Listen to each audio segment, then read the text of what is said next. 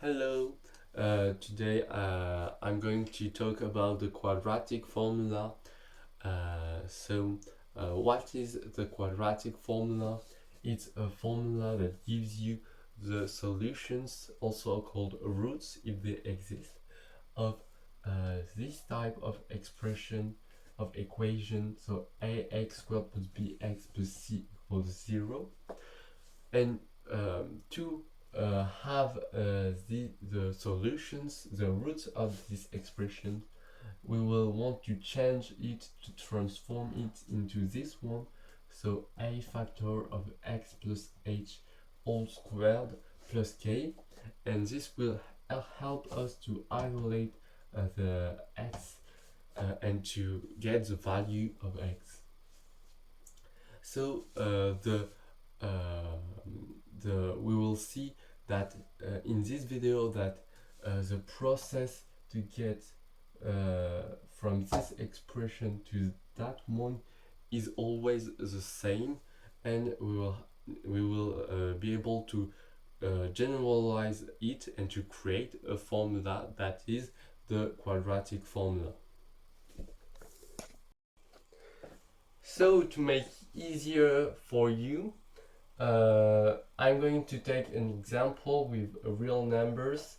So I'm going to start from this expression to get from that one, that is the standard form or the vertex form. We recognize here that a is equal to 3, b is equal to -6, and c is equal to -7. So the first step is to factor out the 3 from the two first terms. So 3 factor of x squared minus 2x minus 7, sorry. So I put parentheses between these two terms because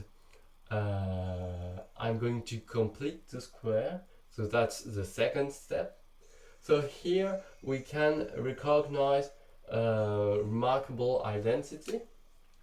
So the one we will use is a minus b all squared is equal to a squared minus 2ab plus b squared. So here we recognize that a is equal to x squared here, a squared here. 2x is equals to 2ab. So now we're going to want to add b squared. So we will isolate the b here. So b is equal to, we said that 2x at x is equal to a, so 2a over 2a, so it gives us 1. So b is equal to 1. So we're going to add b squared, so 1 squared is equal to 1. So we're going to add 1 between the parentheses, but if we expand the expression, we'll get 3 times 1. So to keep the equation, we'll need to subtract 3 from the expression. So minus 3 minus 7 here. So here we have the remarkable identity. So 3 factors of x minus 1 all squared minus 10, minus 3 minus 7 is equal to minus 10. So, and here we have the standard form with a is equal to 3, h is equal to 1 or -1, and k is equal to -10.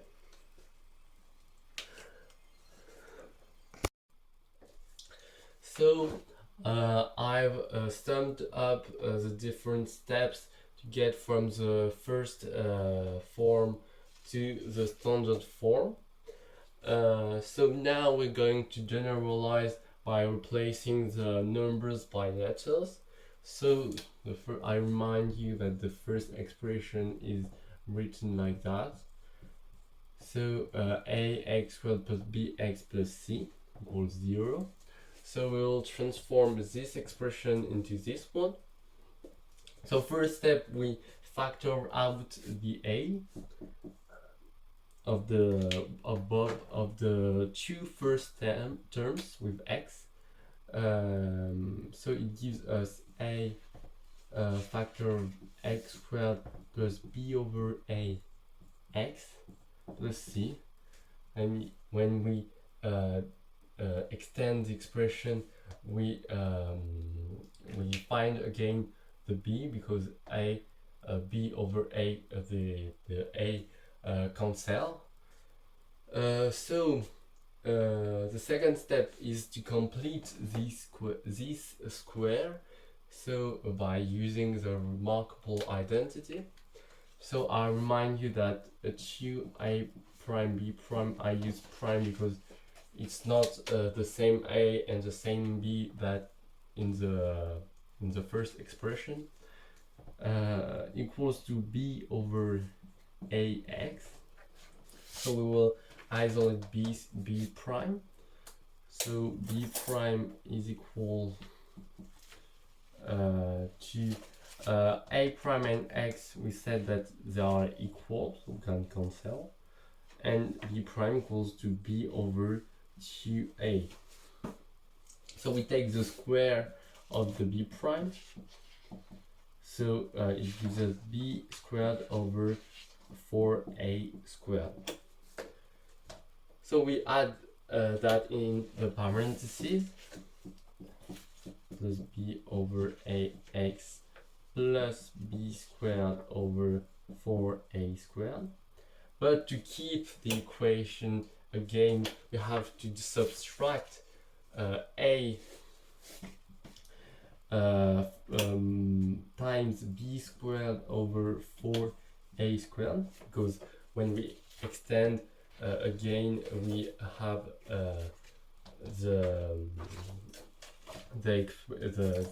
this term